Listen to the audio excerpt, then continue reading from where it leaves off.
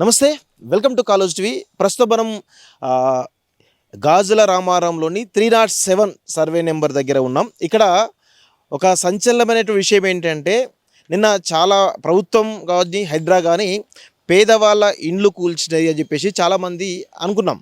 So మీడియాలో కూడా చాలా కథనాలు వచ్చినాయి, చాలామంది కూడా ఎమోషనల్ అయినాం. కానీ ఇక్కడ ప్రభుత్వంని మెచ్చుకోవాల్సినటువంటి ఒక అంశం కూడా మనం గుర్తించాలి. ఇది పార్టీలకు అతీతంగా కావచ్చు, ఇంకా అన్ని రకాల వర్గాలకు అతీతంగా ఇది మెచ్చుకోవాల్సిన అంశం ఏంటంటే, ఇప్పుడు ఈ ఫెన్సింగ్ కనబడుతుంది కదా, ఇది హైడ్రా అని వేసింది.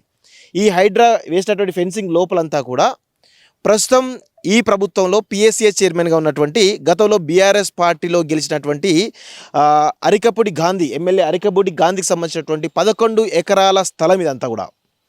ఈ స్థలాన్ని ఈరోజు నిన్న హైడ్రా గుర్తించి ఇది 307 నెంబర్లోని ప్రభుత్వ భూమిగా గుర్తించి ఇమీడియట్గా ఇందులో ఉన్నటువంటి కొన్ని షెడ్ల నిర్మాణాలు మీరు కనబడతా ఉన్నాయి కదా, ఆ షెడ్లు ఏదైతే ఉన్నాయో బ్లూ కలర్ షెడ్ ఏదైతే ఉందో ఆ షెడ్ మొత్తం కూడా కూల్చేసి ప్రభుత్వమే ఇటు హైడ్రానే స్వయంగా ఈ ఫెన్సింగ్ వేసినట్టుగా చాలా స్పష్టంగా అర్థమవుతుంది. అసలు ఈ ప్రభుత్వ భూమి నిజంగా ఈ 11 ఎకరాలు ప్రభుత్వ భూమిదా లేదంటే అరికపూడి గాంధీకి ఎమ్మెల్యేకి సంబంధించినటువంటి బంధువులది అనేది మనతో పాటు మాట్లాడడానికి ఆకుల సతీష్ గారు ఉన్నారు. వీరి దగ్గర కంప్లీట్ డాక్యుమెంట్స్ కూడా ఉన్నాయి. ఒకసారి అన్న క్లియర్గా చెప్పండి, అసలు ఈ సర్వే నెంబర్లో ఏంటి, అసలు గాంధీకి ఈ సర్వే నెంబర్ గల సంబంధం ఏంటి అసలు? అయితే ఏదైతే 307 ఏదైతే 307లో 441 ఎకరాల్లో దాదాపు ప్రైవేటు వాళ్ళది ఏదైతే 123 ఎకరాలు ఉందో దాన్ని చూపిస్తూ ఏదైతే అరకపూడి గాంధీ గారు వాళ్ళ కుటుంబ సభ్యులు మొత్తం 8 మంది పేరు పైన 11 ఎకరాలు మేము కొనుగోలు చేసినామని. పేర్లు ఒకటి అరకపూడి శ్యామలాదేవి, వీరప్పనేని రామకృష్ణ, ఏ ప్రవీణ్ కుమార్, తర్వాత అరకపూడి స్వర్ణకుమారి, ఏ కోటేశ్వరరావు, అరకపూడి కోటేశ్వరరావు, రాజేంద్ర ప్రసాద్, అరకపూడి రాజేంద్ర ప్రసాద్, డివి సామ్రాజ్యం వీళ్ళ పేర్ల పైన 11 ఎకరాలు వీరు మేము ప్రభుత్వం దగ్గర నుంచి కొనుక్కున్నామని ఈరోజు భూభారతిలో కూడా స్పష్టంగా కనిపిస్తుంది. కానీ ఇది భూభారతిలో మ్యూటేషన్ తర్వాత నాలా కన్వర్షన్ చేసుకున్న కాంచెల్లే అటు బీఆర్ఎస్ వాళ్ళు కానీ ఇటు మేము కూడా ఫిర్యాదు చేయడం జరిగింది.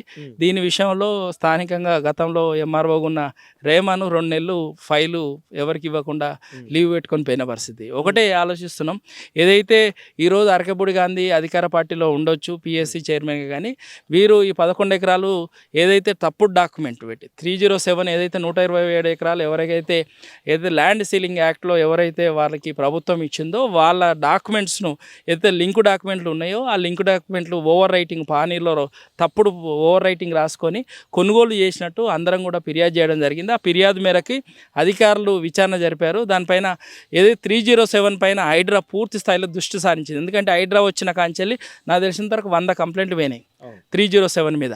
ఏదైతే ప్రైవేటు వాళ్ళకు సంబంధించిన 123 ఎకరాలు పోను ఏదైతే 317 ఎకరాలు ఉందో అందులో కొత్త నిర్మాణాలు ఈ మధ్య కాలంలో వచ్చిన నిర్మాణాలపైన నిన్న హైడ్రా పూర్తిస్థాయిలో దృష్టి సారించింది. వాటిని చిన్నగా ఎవరైతే నిన్న హైడ్రా ఎక్కడైతే ఇండ్లు కట్టుకొని తాళాలు వేసుకొని వ్యక్తులు లేకుండా వాళ్ళు ఎవరైతే కబ్జాకోర్లు అమ్మి ఏదైతే టెస్టింగ్ కోసం ఉంచిన ఇండ్లనే నిన్న పూర్తి స్థాయిలో 90% కూల్చివేయడం జరిగింది.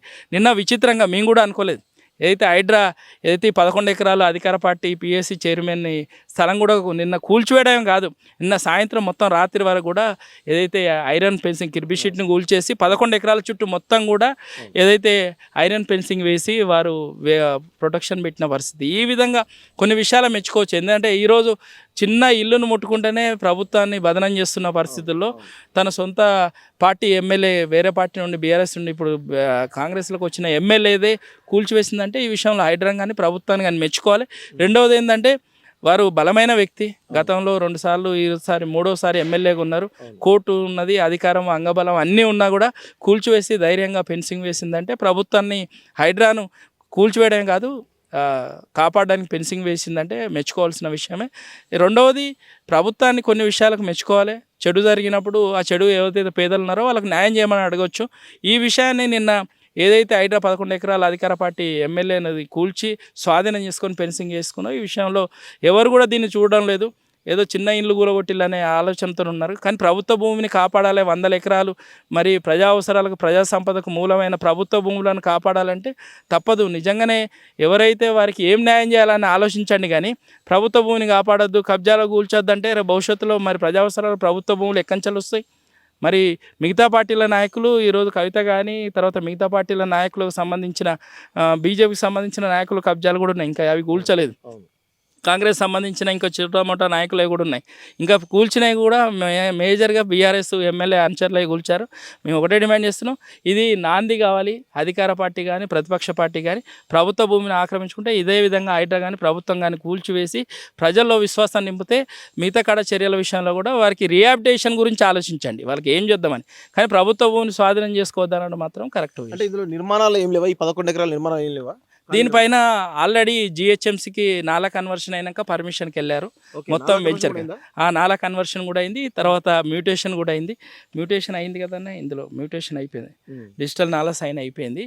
ఈ విధంగా సైన్ అయినాక వీరు పర్మిషన్కి వెళ్ళిళ్ళు. కానీ ఏంటంటే దీనికి సంబంధించిన ఎన్ఓసి రాలేదు, అప్పటికే చాలా ఫిర్యాదులు ఉన్నాయి కాబట్టి జిహెచ్ఎంసీ కొంచెం పర్మిషన్ విషయంలో వెనకాడింది, పూర్తిగా ఇంకా పర్మిషన్లు ఇవ్వలేదు.